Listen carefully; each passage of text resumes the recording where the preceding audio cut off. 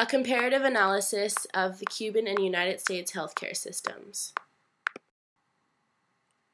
The established healthcare system of Cuba and the current healthcare system of the United States are both reflections of each country's political ideologies.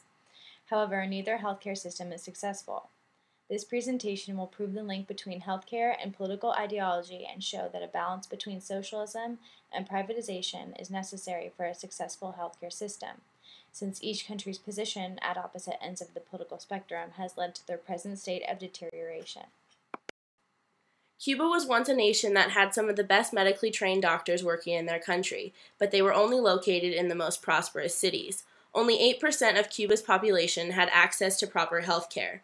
In 1976, with the assistance of Fidel Castro, the Cuban Constitution was revised, stating that all citizens would receive the privileges of a universal health care program. In the advent of the Great Depression, the Blue Cross was formed to close the already widening financial gap. In exchange for tax breaks, the Blue Cross left their premiums low enough for American citizens to have medical coverage. After the success of the Blue Cross, private insurers accelerated these efforts in the 1940s when businesses, seeking ways to get around wartime wage controls, began to compete for labor by offering health insurance. However, these private insurers began calculating a person's relative risk and charging those with a higher risk more money to maximize profit, not to ensure the well-being of individuals. Although Cuba has a universal system providing for all, there are complications within it. One particular issue being that there is no right to privacy in the physician-patient relationship, no patient's right of informed consent, no right to refuse treatment, and no right to protest or sue for malpractice. Unlike Cuba, the United States healthcare system is currently under private sectors of the nation. The private healthcare system has left many Americans without access to healthcare insurance, and those that can afford it may not always get the full coverage they may need due to its high cost. In theory, capitalism should provide the means to superior healthcare for the majority of the American people, but in practice it has led to a disparity between those who can afford treatment and those who can't. Because U.S. healthcare is a privatized system, the quality of healthcare depends heavily on the insurance plan you can afford. But with such high costs, many Americans either cannot afford the quality of healthcare they need or can't afford healthcare at all. The U.S. is ranked 37th out of 190 countries for overall quality of healthcare. Especially when compared to Cuba's healthcare system, which ranks 39th, it seems that the dangers of a capitalist healthcare system have become a reality. Though the United States' economic advantage should have led to quality treatment and prevention for everyone, people are instead paying high costs for mediocre quality. The Cuban Revolution led to a drastic change in policy.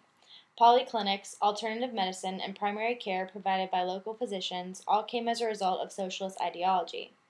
Preventative care and quality of treatment was tolerable, though a lack of supplies, basic medicines, and poor conditions in public health facilities damaged overall health care. Though socialism improved Cuban preventative care and treatment by inspiring a strong medical community, it was largely to blame for the initial problem. As a result, each country's healthcare system has caused its people to suffer because political ideology was taken too far in one direction.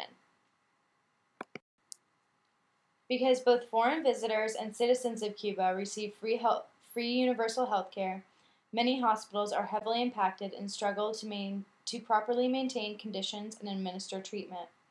However, patient access is improved because of the large number of polyclinics and Cuba's strong medical community at the local level. Insurance benefits provided by employers constitute 67% of America's coverage. So as the unemployment rate increases, so does the rate of uninsured Americans. Also, some careers on the lower end of the socioeconomic scale do not even provide health care benefits. These jobs probably don't pay enough for the individual to afford the high cost of a health care plan. Therefore, whether an individual has access to health care benefits hinges largely on the economy and the capitalist relationship between the employer and the insurance provider.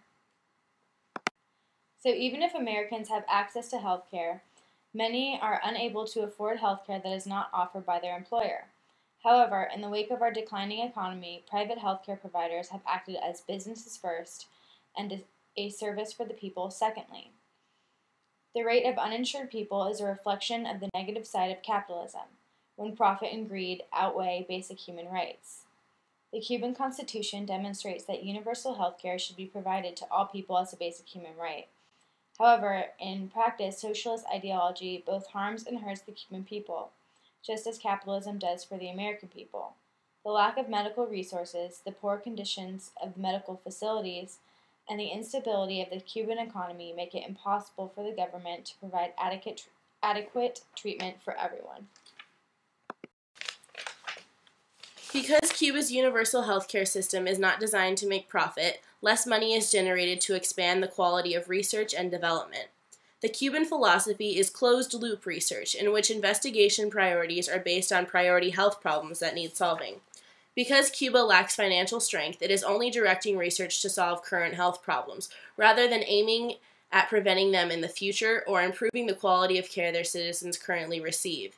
Cuba's universal participation and coverage by the system has provided a strong and diverse center for its research. What Cuba lacks in financial strength is made up for in their number of study participants. Because of the United States' privatized system, profit is the goal, and its system is designed to increase that.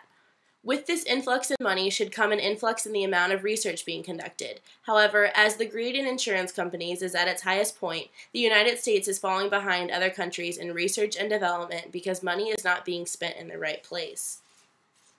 Few universities make required reports to the government about the financial conflicts of their researchers, and even when such conflicts are reported, university administrators rarely require those researchers to eliminate or reduce these conflicts. Because of this monetary corruption, money is not being used to benefit knowledge, but research has instead become a game of politics and prevents the United States from reaching its researching potential. The universal healthcare system in Cuba is a reflection of Cuba's communist state, and the United States' privatized healthcare system is a reflection of its capitalist democracy. The flaws present in each healthcare system are also present in their country's political ideology.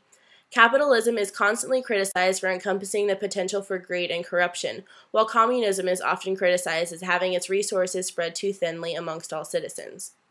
While quality of treatment and prevention and the quality of research and development should be America's strengths, both are lacking in worldwide comparison, and Cuba's universal coverage and patient access should be the source of its success. However, the system has become impacted and is deterring success. The faults in both countries' healthcare systems necessitate a balance between ideologies. What should be each country's strength has become the source of their failures.